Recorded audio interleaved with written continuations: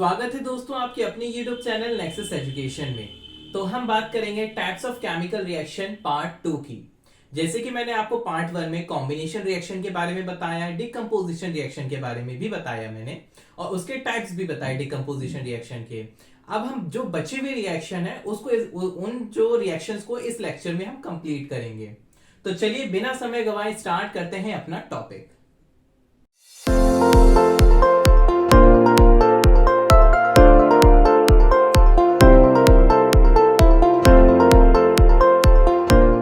अब हम बात करेंगे एक्सोथर्मिक एंड एंडोथर्मिक रिएक्शन के बारे में। अब एक्सोथर्मिक और एंडोथर्मिक रिएक्शन क्या होता है वो मैं आपको बताता हूं, पर उससे पहले depending upon whether the heat is evolved और absorbed during a reaction the reaction can be exothermic and endothermic. मतलब ये कि ये रिएक्शन पे डिपेंड करता है कि रिएक्शन एक्सोथर्मिक है या एंडोथर्मिक है। मींस मतलब क्या, मतलब ये कि अगर मान लीजिए कोई रिएक्शन हो रही है, उसमें से हीट या तो निकलेगी या फिर वो क्या करेगा, रिएक्शन हीट को अब्सॉर्ब करेगा। तो उस बेसिस पे हम क्या करते हैं, ये दो नाम दिए गए हैं, एक्सोथर्मिक और एंडोथर्मिक। अब देखिए जो एक्सोथर्मिक और एंडोथर्मिक के नाम में ही देखिए, एक्सोथर्मिक मतलब एक्स एक्स बोले तो एग्जिट, एग्जिट मतलब बाहर निकलना। मतलब क्या, इसमें जो भी रिएक्शन में जो भी रिएक्शन होगा उसमें हीट क्या होगी, बाहर निकलेगी। ये क्या है, हीट इवॉल्व होगी, मतलब हीट निकलेगी उसमें से, रिएक्शन में से। एंडोथर्मिक रिएक्शन मतलब क्या, एंडोथर्मिक में होता है कि जो भी हीट केमिकल रिएक्शन जो भी होगा उसमें जो भी हीट होगी वो अब्सॉर्ब्ड होगी, वो क्या होगी, जो रिलीज नहीं होगी वो क्या होगी, एब्सॉर्ब्ड होगी। तो समझ में आया एक्सोथर्मिक और एंडोथर्मिक रिएक्शन के बारे में। अब मैं आपको बारी बारी से इसके बारे में बताता हूं कि एक्सोथर्मिक क्या होता है और एंडोथर्मिक रिएक्शन क्या होता है। बाकी मैंने आपको थोड़ा सा ऊपर ऊपर से मैंने आपको अच्छे से बता दिया कि एक्सोथर्मिक और एंडोथर्मिक रिएक्शन क्या है। ये कुछ भी नहीं है, ये है कि ये डिपेंड करते हैं कि रिएक्शन में हीट इवॉल्व हो रही है या फिर क्या हो रही है, अब्सॉर्ब्ड हो रही है। बस इसी बेसिस पे ये दो रिएक्शन है। तो चलिए हम अब मैं आपको बताता हूं एक्सोथर्मिक रिएक्शन के बारे में।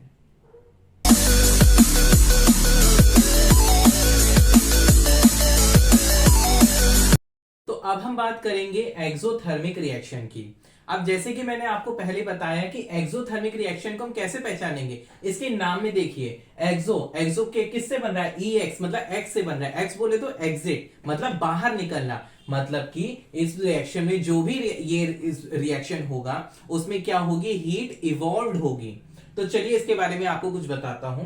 The reaction which are accompanied exothermic reaction या फिर combustion reaction or the reaction in which heat is released along with the formation of product are called exothermic reaction।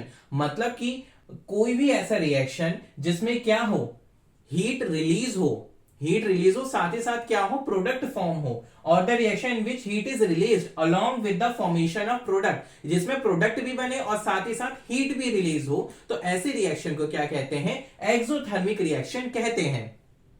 अब जैसे कि ये समझ में आ गया कि एक्सोथर्मिक रिएक्शन क्या है। इसके देखिए एक्सोथर्मिक रिएक्शन में क्या होता है, वो रिएक्शन होता है जिसमें कि हीट रिलीज होती है। समझ में आया, तो ये एक्सोथर्मिक रिएक्शन था। अब इसके एग्जांपल क्या क्या है, जो हम सांस लेते हैं ना, रेस्पिरेशन श्वसन क्रिया जो होती है हमारी, वो साथ ही साथ डिकम्पोजिशन ऑफ वेजिटेबल्स, ये क्या है, एग्जाम्पल है किसके, एक्सोथर्मिक रिएक्शन के, क्योंकि इसमें से हीट निकलती है। देखिए जो कंबशन रिएक्शन के तौर पे भी इसे जाना जाता है, क्यों, क्योंकि देखिए मान लीजिए कुछ भी चीज आप जलाते तो उसमें से क्या निकलती है, हीट निकलती है। तो एक तरीके से ये कंबशन रिएक्शन का नाम भी इसे दिया गया है। The reaction which are accompanied exothermic reaction या फिर कंबशन रिएक्शन, और द रिएक्शन या फिर वो रिएक्शन जिसमें कि प्रोडक्ट भी बने और साथ ही साथ हीट भी रिलीज हो, तो ऐसे रिएक्शन को एक्सोथर्मिक रिएक्शन कहते हैं। एग्जांपल है इसका रेस्पिरेशन, और क्या है, डिकम्पोजिशन ऑफ वेजिटेबल मैटर या फिर organic matter, decomposition of matter, ठीक है, इज कॉल्ड एक्सोथर्मिक रिएक्शन।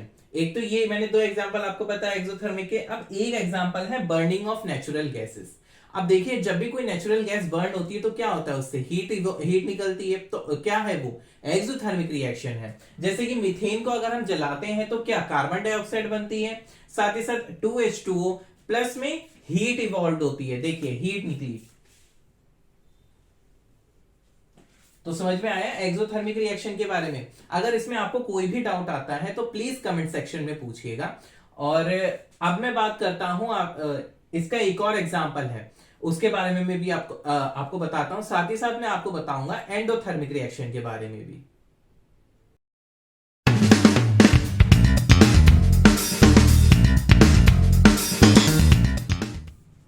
तो अब मैं बात करूंगा एग्जाम्पल की। कौन से एग्जाम्पल की? एक्सोथर्मिक रिएक्शन के एग्जाम्पल की। वो क्या है? Burning of magnesium ribbon. अब क्या है, कभी भी देखना मैग्नीशियम ऑक्सीजन के कांटेक्ट में आता है, वो क्या करता है, तुरंत जलने लगता है। क्या बनाता है? मैग्नीशियम ऑक्साइड बनाता है, और साथ ही साथ उसमें से क्या रिलीज होती है? हीट रिलीज होती है। तो इस कारण से ये रिएक्शन, कौन सा रिएक्शन हुआ? ये रिएक्शन हुआ एक्सोथर्मिक रिएक्शन। तो ये अब तक तो मैंने बात करी एक्सोथर्मिक रिएक्शन की। अब मैं बात करूंगा एंडोथर्मिक रिएक्शन की। अब देखिए, एक्सोथर्मिक में तो हीट रिलीज हो रही थी, तो एंडोथर्मिक में क्या होगा? हीट एब्सॉर्ब होगी। अब the reaction which occur by the absorption of heat या फिर एनर्जी, हीट या फिर एनर्जी, इस रिएक्शन में क्या होता है? हीट या फिर एनर्जी क्या होती है? अब्सॉर्ब होती है in the form of, either in the form of light और इलेक्ट्रिसिटी। अब ये एनर्जी किस फॉर्म में भी हो सकती है? लाइट के फॉर्म में भी हो सकती है, साथ ही साथ क्या, इलेक्ट्रिसिटी के फॉर्म में भी हो सकती है। तो जो भी रिएक्शन क्या करे? हीट को ऑब्जॉर्व करे, साथ ही साथ एनर्जी को भी ऑब्जॉर्व करे इन the form of heat, sorry, in the form of light और इलेक्ट्रिसिटी, उसको क्या कहते हैं? एंडोथर्मिक रिएक्शन कहते हैं।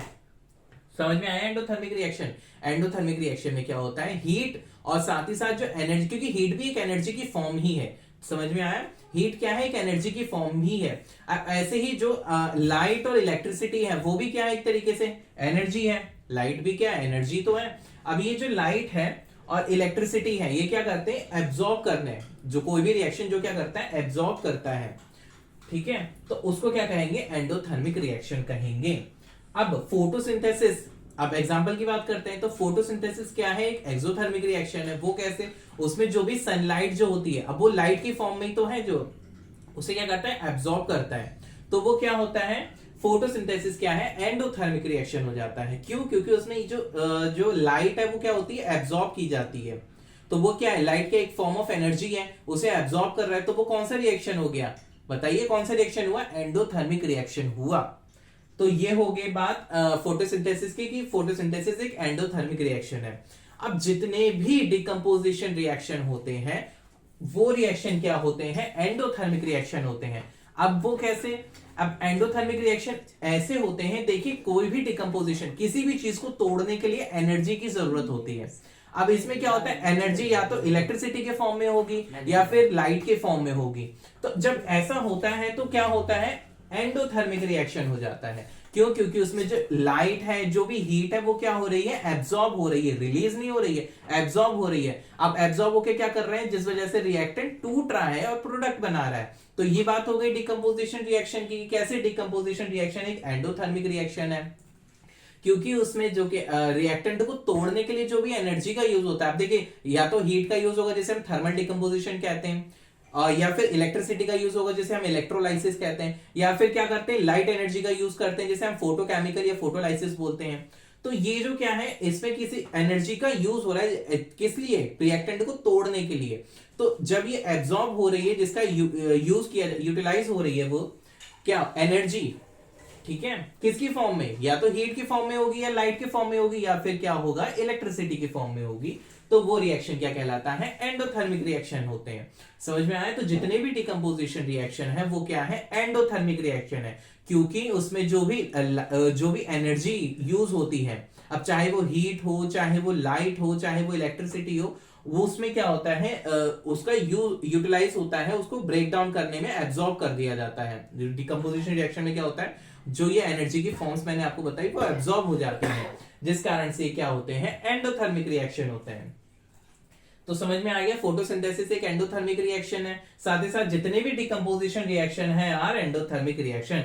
क्यों? सच रिएक्शन रिक्वायर एनर्जी, क्योंकि इन रिएक्शन को किसकी जरूरत है? एनर्जी की जरूरत है, रिक्वायरमेंट है, in the form of heat, light और electricity for breaking down reaction. ठीक है ना? समझ में आया ये, कि इसमें डिकम्पोजिशन रिएक्शन में हीट, लाइट और इलेक्ट्रिसिटी का यूज होता है किस लिए? Breaking down of reactant, breaking down करने के लिए तो इस्तेमाल होता है। तो ये क्या है, जितने भी डिकम्पोजिशन रिएक्शन है इस वजह से एंडोथर्मिक रिएक्शन होते हैं। तो समझ में आ गया एंडोथर्मिक रिएक्शन। अगर आपको कहीं कोई भी डाउट आ रहा हो तो please please please comment section में आप मेरे से पूछ सकते हैं। तो अब हम बात करेंगे एंडोथर्मिक रिएक्शन के कुछ और एग्जांपल्स के बारे में। अब हम बात करते हैं एग्जांपल ऑफ एंडोथर्मिक रिएक्शन की। एंडोथर्मिक रिएक्शन का सबसे पहला एग्जांपल तो मैंने आपको बताया ही, फोटोसिंथेसिस। अब इसमें क्या होता है देखिए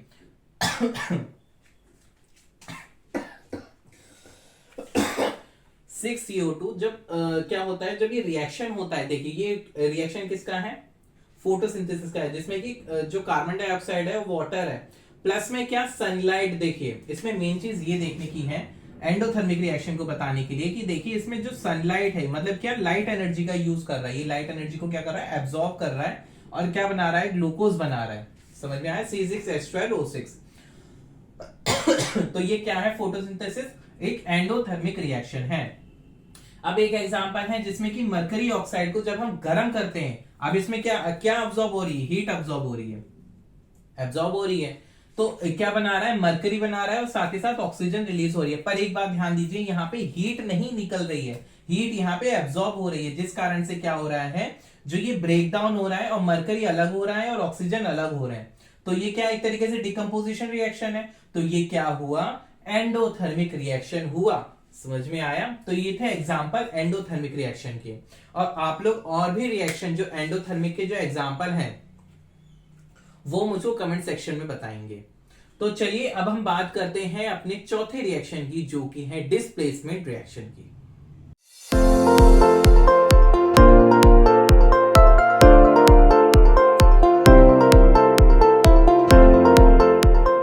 तो अब हम बात करेंगे डिस्प्लेसमेंट रिएक्शन के बारे में कि डिस्प्लेसमेंट रिएक्शन आखिर होता क्या है, डिस्प्लेसमेंट रिएक्शन आखिर कितने टाइप्स के होते हैं।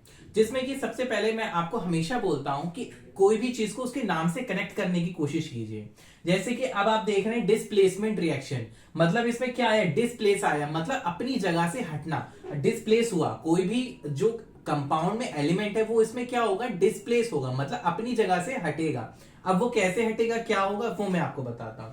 डिस्प्लेसमेंट रिएक्शन में क्या होता है, when a more reactive element, जब बहुत ज्यादा जो रिएक्टिव एलिमेंट होता है वो क्या करता है, डिस्प्लेस कर देता है लेस रिएक्टिव एलिमेंट को from its compound, it is called displacement reaction. मतलब ये जो बहुत ज्यादा रिएक्टिव एलिमेंट होते हैं वो क्या करते हैं, लेस जो कम रिएक्टिव एलिमेंट है उसको क्या करते हैं, डिस्प्लेस कर देते हैं। तो वो क्या हो जाता है, डिस्प्लेसमेंट रिएक्शन हो जाता है। और कहां से डिस्प्लेस करेंगे भाई उसे, अब कोई भी एलिमेंट होता है वो अपनी कंपाउंड फॉर्म में होगा, तो उसको क्या करेंगे, वहां से हटा देते हैं और वो क्या करते हैं, उसे अपनी जगह से डिस्प्लेस कर देते हैं। तो उसे क्या बोलते हैं, डिस्प्लेसमेंट रिएक्शन बोलते हैं। अब ये होता कैसे, देखिए पहली बात तो ये दो तरीके के होते हैं। सबसे पहला होता है सिंगल डिस्प्लेसमेंट रिएक्शन और दूसरा होता है डबल डिस्प्लेसमेंट रिएक्शन। अब फिर मैं कहूंगा आप इसको नाम से कनेक्ट करने की कोशिश कीजिए। अब सिंगल डिस्प्लेसमेंट रिएक्शन है, मतलब क्या, एक एलिमेंट क्या होगा, दूसरे को डिस्प्लेस करेगा। और वो कौन होगा, हाईली रिएक्टिव एलिमेंट जो है लेस रिएक्टिव को क्या करेगा, डिस्प्लेस करेगा। अब जो ज्यादा मतलब बहुत ज्यादा जो वो होते हैं रिएक्टिव एलिमेंट होते हैं वो क्या करते हैं, जो ये लेस रिएक्टिव होते हैं, जो ज्यादा उधम नहीं चाहते हो, जो सीधे साधे होते हैं, उनको क्या करते हैं, डिस्प्लेस कर देते हैं, उन्हें उनकी जगह से ही हटा देते हैं। तो एक तरीके से आप ये तरीके समझाने का मेरा एक तरीका है कि इस तरीके से भी आप इसको याद रख सकते हैं। तो ये दो तरीके के होते हैं, सिंगल डिस्प्लेसमेंट रिएक्शन और डबल डिस्प्लेसमेंट रिएक्शन। तो अब हम बात करते हैं सिंगल डिस्प्लेसमेंट रिएक्शन की कि आखिर ये होता क्या है।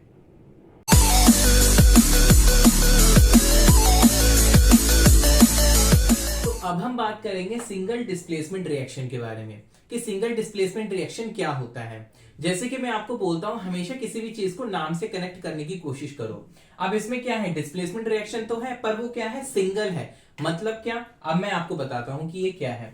It is a type of chemical reaction, ये एक तरीके का केमिकल रिएक्शन है जब where an element react with a compound and takes place of another element in that reaction. मतलब ये कि जो कंपाउंड है वो क्या करता है, जो एक एलिमेंट क्या है उसके साथ डिस्प्लेस हो जाता है। सिंगल, इसमें क्या होता है, सिंगल जो होता है रिएक्शन जो होता है वो होता है, मतलब सिंगल एलिमेंट जो होता है, एन एलिमेंट वो रिएक्ट करता है कंपाउंड के साथ, और जो लेस रिएक्टिव एलिमेंट को उसके साथ क्या करता है, अपने साथ डिस्प्लेस कर देता है, मतलब उसको अलग कर देता है, खुद जाके कंपाउंड में मिल जाता है। It is a type of, ये एक तरीके का केमिकल रिएक्शन है, ठीक है, where an element react with a compound, जो कि जिसमें क्या होता है, एलिमेंट जो है रिएक्ट करता है कंपाउंड के साथ, और वो क्या करता है, जो उस कंपाउंड में जो एलिमेंट है उसको डिस्प्लेस कर देता है, खुद उसकी जगह आ जाता है। अब वो कैसे, देखिए, zinc is being more reactive than copper, zinc जो है कॉपर के मुकाबले बहुत ज्यादा रिएक्टिव होता है। अब क्या करेंगे, ये क्या करता है, डिस्प्लेस कर देता है कॉपर को, कहां से, कॉपर सल्फेट सॉल्यूशन में से, और एक नया प्रोडक्ट बना लेता है जिंक सल्फेट, जिसका नाम है जिंक सल्फेट। अब इसमें भी वही बात आती है, जो ज्यादा रिएक्टिव होते हैं, जो मोर रिएक्टिव होते हैं, वही क्या करते हैं, डिस्प्लेस कर देते हैं किसको, जो लेस रिएक्टिव एलिमेंट होते हैं उसको। अब जिंक क्या है, हाईली रिएक्टिव है एज कंपैरेटिवली कॉपर, कॉपर के मुकाबले जो जिंक है वो ज्यादा रिएक्टिव होता है। तो देखिए, जिंक है जो कि ग्रे इन कलर है, जब उसको हम कॉपर सल्फेट सॉल्यूशन में मिलाएंगे जो कि ब्लू इन कलर होता है, तो वो क्या बनाएगा, जिंक सल्फेट बनाएगा, जो कि कलरलेस होता है, और क्या करेगा, कॉपर अलग हो जाएगा, कॉपर को क्या कर देगा, अलग कर देगा, अलग हो जाएगा कॉपर वहां से। तो देखिए कैसे इनने, जिंक ने कॉपर की जगह ले ली, तो क्या बना दिया, जिंक सल्फेट, और कॉपर क्या हो गया, अलग हो गया। अब इसमें एक बात ध्यान देने वाली ये है कि इसमें क्या करा, सिंगल एलिमेंट ने ही क्या करा, कंपाउंड में जाके उसको क्या करा, डिस्प्लेस करा है, इसलिए क्या है, सिंगल डिस्प्लेसमेंट रिएक्शन है। ऐसे ही आयरन जो है वो भी रिएक्टिव होता है, मोर रिएक्टिव होता है एज कंपैरेटिवली कॉपर के। तो ये क्या करेगा, आयरन सल्फेट क्या करता है, कॉपर को क्या करता है, डिस्प्लेस कर देता है, और क्या बनाता है, फेरस सल्फेट, और क्या करेगा, कॉपर को अलग कर देगा। तो समझ में आया, जो हाईली रिएक्टिव एलिमेंट होते हैं वो क्या करते हैं, लेस रिएक्टिव को डिस्प्लेस कर देते हैं उसके कंपाउंड में से। तो ये बात करी, और इसमें की क्या हुआ, सिंगल एलिमेंट ने क्या करा, कंपाउंड में से वो करा, डिस्प्लेस करा। तो ये हो गई बात सिंगल डिस्प्लेसमेंट रिएक्शन की। अब मैं आपको बताता हूं डबल डिस्प्लेसमेंट रिएक्शन क्या होता है।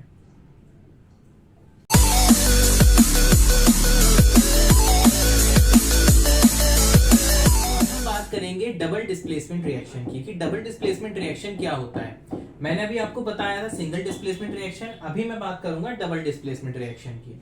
अब डबल डिस्प्लेसमेंट रिएक्शन होता क्या है, the reaction in which two different ion, देखिए, टू डिफरेंट आयन और ग्रुप ऑफ एटम, दो डिफरेंट आयन या two group of atom in the reactant molecule are displaced by each other is called double displacement reaction, या फिर इसको precipitation reaction भी बोलते हैं।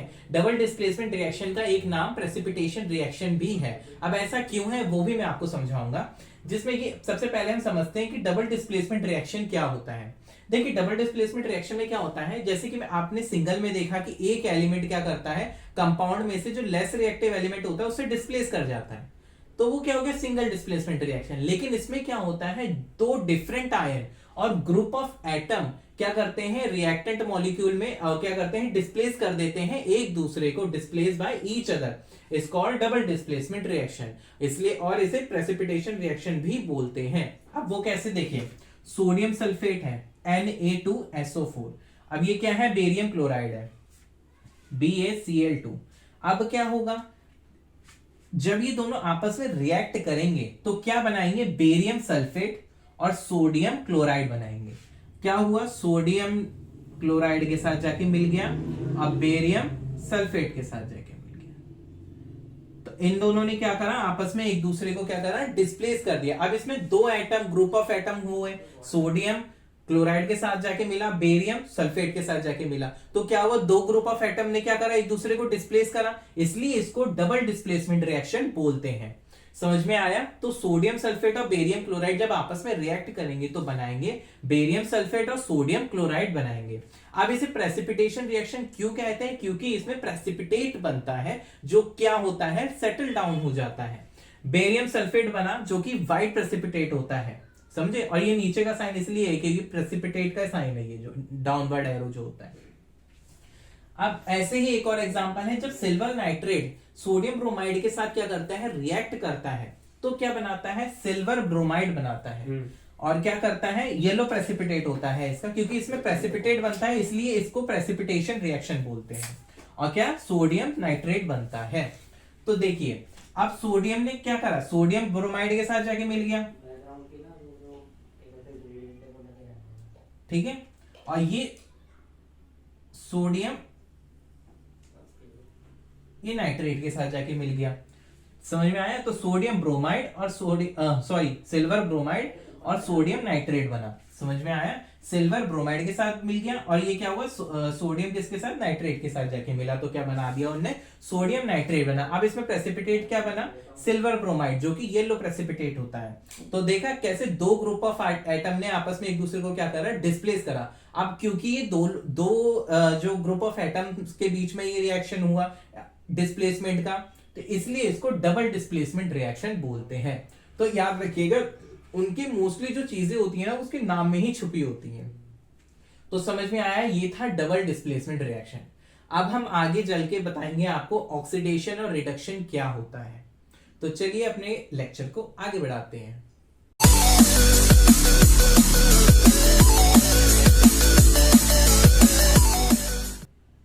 सो गाइस, अब हम बात करेंगे ऑक्सीडेशन और रिडक्शन रिएक्शन की। ऑक्सीडेशन रिएक्शन और रिडक्शन रिएक्शन की। अब ये होते क्या है, अब वही मेरा रूल कि नाम से पकड़ने की कोशिश कीजिए। अब इसमें क्या है, ऑक्सीडेशन में ऑक्स लगा है, ऑक्स बोले तो ऑक्सीजन, मतलब इसमें जो भी खेल होगा वो ऑक्सीजन का होगा। रिडक्शन बिल्कुल जस्ट इसका अपोजिट होगा। तो समझिएगा ये क्या होता है। अब ऑक्सीडेशन रिएक्शन को तीन तरीकों से डिफाइन किया गया है। सबसे पहला, the process in which oxygen is added to a substance, मतलब कि किसी सब्सटेंस में अगर ऑक्सीजन ऐड होता है तो वो रिएक्शन ऑक्सीडेशन रिएक्शन कहलाती है। साथ ही साथ और या फिर the process in which hydrogen is removed from substance, या फिर किसी भी सब्सटेंस में से हाइड्रोजन रिमूव्ड होता है तो उसे भी क्या कहते हैं, ऑक्सीडेशन रिएक्शन कहते हैं। अब तीसरी क्या डेफिनेशन है, the process in which a substance loose electron, या फिर कोई सब्सटेंस इलेक्ट्रॉन लूज कर रहा है तो वो भी ऑक्सीडेशन रिएक्शन ही कहलाता है। तो ये मैंने आपको बताया ऑक्सीडेशन रिएक्शन के बारे में। इसकी तीन डेफिनेशन है, जिसमें कि एक तो ऑक्सीजन से रिलेटेड है, वो क्या कि अगर कभी भी किसी भी सब्सटेंस में ऑक्सीजन जाके ऐड हो जाता है तो ऑक्सीडेशन हो जाएगा, या फिर हाइड्रोजन रिमूव हो जाता है किसी सब्सटेंस में से तो वो क्या हो जाएगा, ऑक्सीडेशन हो जाएगा, या फिर कोई भी एलिमेंट या सब्सटेंस इलेक्ट्रॉन लूज करता है, छोड़ता है, तो वो क्या करता है, तो उसे भी ऑक्सीडेशन रिएक्शन बोलते हैं। अब एग्जाम्पल क्या है इसके, जैसे कॉपर में जाके क्या करा, ऑक्सीजन, कॉपर है, कॉपर में ऑक्सीजन मिला, उसे हीट करा तो क्या बन जाएगा, कॉपर ऑक्साइड बन जाएगा। तो ये क्या है, एक ऑक्सीडेशन रिएक्शन है, क्योंकि इसमें ऑक्सीजन क्या हुआ, ऐड हुआ है। तो क्या हुआ, the process in which oxygen is added, तो कॉपर में ऑक्सीजन ऐड हुआ तभी तो कॉपर ऑक्साइड बना। अब दूसरा है the process in which hydrogen is removed is also called oxidation reaction. अब देखिए हाइड्रोजन सल्फाइड है, इसमें ऑक्सीजन है, अब क्या होगा, जब ये रिएक्ट करेंगे आपस में हाइड्रोजन सल्फाइड और ऑक्सीजन, तो क्या बनेगा, सल्फर अलग हो जाएगा और क्या होगा, वाटर बनेगा। अब ये देखिए क्या हुआ, सल्फर अलग हुआ।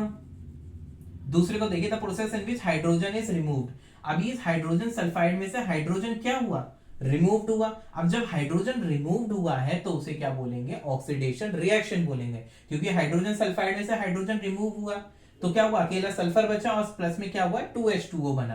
अब क्या हुआ, ये तो सल्फाइड से अलग हो गया ना, तो क्या हुआ, हाइड्रोजन हटा है वहां से, तो ये क्या हो गया, ऑक्सीडेशन रिएक्शन हो गया। अब तीसरा क्या है, या फिर यदि कोई सब्सटेंस इलेक्ट्रॉन लूज करता है, जैसे कि मान लीजिए जिंक है, अभी क्या करेगा, 2 इलेक्ट्रॉन लूज कर लेगा, तो भी क्या है, ये इलेक्ट्रॉन लूज कर रहा है, तो मतलब क्या, ये ऑक्सीडेशन रिएक्शन होती है। ऐसे ही अब इसका जस्ट अपोजिट रिडक्शन रिएक्शन होता है। अब वो कैसे, the process in which oxygen is removed from a substance, इसमें क्या था, एडेड था, इसमें होगा रिमूव्ड। कि किसी भी प्रोसेस में क्या होता है, जब ऑक्सीजन रिमूव होती है तो उसको रिडक्शन रिएक्शन कहते हैं। इसमें ऐड होती है इसलिए ऑक्सीडेशन कहते हैं, इसमें क्या होता है, रिड्यूस होती है, क्या ऑक्सीजन हटता है वहां से, रिमूव होता है, इसलिए इसे रिडक्शन रिएक्शन कहते हैं। अब साथ ही साथ the process in which hydrogen is added to a substance, इसमें क्या था, हाइड्रोजन रिमूव्ड हो रहा था, लेकिन इसमें क्या हो रहा है, हाइड्रोजन ऐड हो रहा है किसी सब्सटेंस में, तो उसको भी क्या कहेंगे, रिडक्शन रिएक्शन कहेंगे। मैं कह रहा था ना, ये ऑक्सीडेशन का जस्ट अपोजिट रिडक्शन होता है। The process in which a substance gains electron, मतलब किसी भी प्रोसेस में क्या होता है, जब कोई सब्सटेंस इलेक्ट्रॉन गेन कर लेता, अब इसमें तो लूज हो रहा था इलेक्ट्रॉन, तो इसमें क्या होगा, गेन होगा इलेक्ट्रॉन, तो वो क्या कहलाएगा, रिडक्शन रिएक्शन कहलाएगा। एग्जांपल है जैसे पोटेशियम क्लोराइड है, अब क्या होगा, इसे जब आप हीट करोगे, जो ये ट्रायंगल का साइन होता है वो हीट का साइन होता है, तो वो क्या करेगा, पोटेशियम क्लोराइड बनाएगा, प्लस में ऑक्सीजन हटा देगा, अपने ऑक्सीजन उस रिएक्शन में रिमूव हो जाएगी। तो देखिए ना, ऑक्सीजन रिमूव हुई है और क्या बना दिया इन्हें, पोटेशियम क्लोराइड बनाया है। पहले तो पोटेशियम क्लोराइड था, ऑक्सीजन इसके साथ में था, पर जब इसे हीट करा तो पोटेशियम क्लोराइड अलग हो गया और ऑक्सीजन अलग हो गया। तो क्या हुआ, इसमें रिमूव हुआ है, रिमूव्ड हुआ है क्या, ऑक्सीजन रिमूव हुआ है। तो वो क्या हो गया, रिडक्शन रिएक्शन हो गया।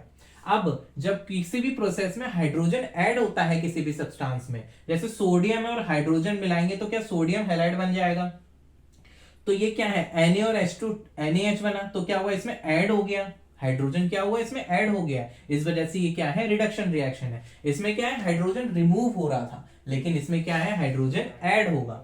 अब क्या होगा, the process in which a substance gains electron, जिसमें कि इलेक्ट्रॉन गेन करेगा, जैसे कि Zn2+ है। अब इसने तो जब इलेक्ट्रॉन छोड़े तो ऑक्सीडेशन हो गया, वही जब ये इलेक्ट्रॉन गेन कर लेगा, जिंक बन जाएगा, तो ये क्या हो जाएगा, रिडक्शन रिएक्शन हो जाएगा। क्यों, क्योंकि उसने इलेक्ट्रॉन जो छोड़े थे वो वापस ले लिए, तो वो क्या हो गया, रिडक्शन रिएक्शन हो गया। तो अगर आप दोनों में से एक भी याद कर लेते हो तो ये समझिए दूसरा अपने आप याद हो जाएगा आपको, क्योंकि ये उसका जस्ट अपोजिट है। हाँ, बशर्ते आपको एग्जाम्पल याद होने चाहिए। और याद रखिएगा, कभी भी आप एग्जाम देते हैं तो उसका एग्जाम्पल जरूर दीजिएगा। इससे जो एग्जामिनर चेक करता है उस पर बहुत ज्यादा मतलब इफेक्ट पड़ता है कि हाँ भाई बच्चे को अच्छे से पता है, क्योंकि उसने एग्जाम्पल भी मेंशन करे हैं साथ में। तो ये बात करी मैंने ऑक्सीडेशन और रिडक्शन रिएक्शन की। अब मैं आपके जो ऑक्सीडेशन रिडक्शन रिएक्शन, अब ये तो अलग अलग हैं, जब ये दोनों एक साथ होंगे तो उसको क्या बोलेंगे। तो चलिए अपने टॉपिक को, अपने लेक्चर को आगे बढ़ाते हैं।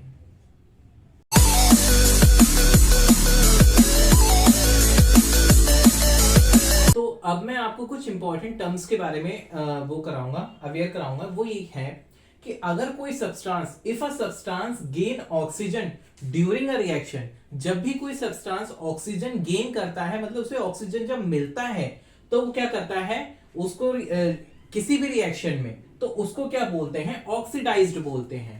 क्या बोलते हैं उसे, ऑक्सीडाइज्ड बोलते हैं। ऑक्सीडाइज्ड किसे कहते हैं, जब भी किसी सब्सटेंस को ऑक्सीजन, जब भी कोई सब्सटेंस ऑक्सीजन गेन कर लेता है तो उसको बोलते हैं ऑक्सीडाइज्ड। कहते नहीं ये ऑक्सीडाइज्ड हो गया है। If a substance loses oxygen, जब कोई सब्सटेंस ऑक्सीजन लूज कर रहा है तो उसको क्या बोलेंगे, वो भी कब, जब ड्यूरिंग अ रिएक्शन, एक रिएक्शन में, तो it is said to be reduced, उसे क्या बोलते हैं, रिड्यूस्ड बोलते हैं। तो समझ में आया, जब भी कोई सब्सटेंस ऑक्सीजन गेन कर रहा है तो उसे क्या बोलेंगे, ऑक्सीडाइज्ड। जब भी क्या कर रहा है, कोई भी सब्सटेंस क्या कर रहा है, ऑक्सीजन लूज कर रहा है ड्यूरिंग अ रिएक्शन, दोनों में, ड्यूरिंग अ रिएक्शन, रिएक्शन में, तो वो क्या करते हैं, रिड्यूस्ड हो जाता है, उसे क्या बोलते हैं, रिड्यूस्ड बोलते हैं। जब भी कोई सब्सटेंस ऑक्सीजन लूज कर देता है ड्यूरिंग अ रिएक्शन। ऐसे ही जब भी कोई सब्सटेंस ऑक्सीजन गेन कर लेता है during a reaction, it is said to be oxidised, उसे ऑक्सीडाइज्ड बोलते हैं। अब ये ऑक्सीडाइजिंग एजेंट क्या होते हैं, ऑक्सीडाइजिंग एजेंट होते हैं the substance which can bring about oxidation of other substance, मतलब वो सब्सटेंस जो क्या करते हैं, दूसरे सब्सटेंस को ऑक्सीडेशन कर देते हैं, दूसरे सब्सटेंस का क्या करते हैं, ऑक्सीडेशन बोले तो उसमें ऑक्सीजन ऐड कर देते हैं, तो उसको क्या बोलते हैं, ऑक्सीडाइजिंग एजेंट बोलते हैं। तो ऐसे सब्सटेंस जो क्या करते हैं, दूसरों में ऑक्सीजन ऐड कर दें, ठीक है, the substance which can bring about oxidation of other substance, दूसरे सब्सटेंस का ऑक्सीडेशन कर दे, उसमें ऑक्सीजन ऐड कर दे, तो उसको बोलते हैं ऑक्सीडाइजिंग एजेंट बोलते हैं। अब रिड्यूसिंग एजेंट क्या होता है, रिड्यूसिंग एजेंट होता है the substance which can bring reduction of other substance, मतलब जो मैंने 3 डेफिनेशन पढ़ाई थी ना, वो तीनों अगर वो कर देता है सब्सटेंस, तो वो क्या करता है, रिड्यूसिंग एजेंट हो जाता है। जब भी कोई सब्सटेंस किसी उसमें ऐड करते हो रिएक्शन में, अब वो क्या कर दे, उस सब्सटेंस का क्या कर दे, रिड्यूस कर दे उसको, या तो इलेक्ट्रॉन क्या कर दे, गेन कर दे, या फिर उसको ऑक्सीजन रिमूव कर दे, उसमें हाइड्रोजन ऐड कर दे, तो वो क्या है, रिडक्शन है तीनों के तीनों। अगर वो कर रहा है ये सब उसमें जाके, किसी भी रिएक्शन में जाके, तो उसको क्या बोलते हैं, रिड्यूसिंग एजेंट बोलते हैं। उसको क्या बोलते हैं, रिड्यूसिंग एजेंट बोलते हैं, मतलब एक तरीके से एजेंट का काम करते हैं वो वहां पे जाके। और क्या करते हैं, अगर ऑक्सीडाइजिंग एजेंट है तो वो ऑक्सीडेशन कर देगा उस रिएक्शन में, और रिड्यूसिंग एजेंट डालते हो तो वो वहां पे रिडक्शन कर देता है। समझ में आया। अब हम बात करते हैं रिडॉक्स रिएक्शन की। आप देखिए, फिर वही नाम पकड़िए, रिडॉक्स। रिडॉक्स में देखिए, रिडक्शन का रिडक्शन का रेड और ऑक्सीडेशन का ऑक्स। तो मतलब क्या हुआ, रिडॉक्स रिएक्शन मतलब क्या हुआ, मतलब क्या हुआ, दोज रिएक्शन जिसमें कि in which oxidation and reduction takes place simultaneously are called reduction reaction. मतलब रिडॉक्स रिएक्शन वो रिएक्शन होते हैं जिसमें कि ऑक्सीडेशन और रिडक्शन दोनों एक साथ होते हैं साइमल्टेनियसली का मतलब होता है एक साथ होना, तो उसको क्या बोलते हैं, रिडॉक्स रिएक्शन बोलते हैं।